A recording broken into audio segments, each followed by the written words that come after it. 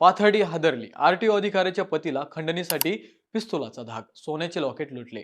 मंडळी, पाथर्डीतून एक खळबळजनक बातमी समोर येत आहे।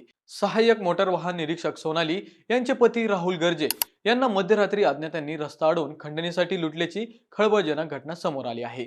12 ऑगस्ट 2026 रोजी मध्यरात्री 12:30 वाजता स्कॉर्पिओ आणि अल्टो कारमधून आलेल्या आरोपींनी राहुल यांना अडवले। किसन आव्हाड यांच्या नावाने तब्बल 2.5 लाख रुपयांच्या खंडणीची मागणी करण्यात आली। यानंतर विरोध केला असता आरोपींनी गावठी पिस्तुलाचा धाक दाखवून गळ्यातील 2 तोळ्यांचे सोन्याचे लॉकेट जबरदस्तीने काढून घेतले। एवढेच नव्हे तर हा प्रकार कोणाला सांगितल्यास जीव मारण्याची धमकीही देण्यात आली।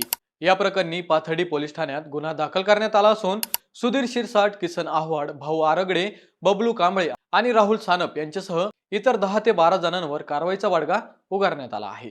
पोलीस या प्रकरणाचा अधिक तपास करत असून अशा प्रकारच्या गुन्हेगारी प्रवृत्तीमुळे नागरिकांमध्ये भीतीचे वातावरण पसरले आहे।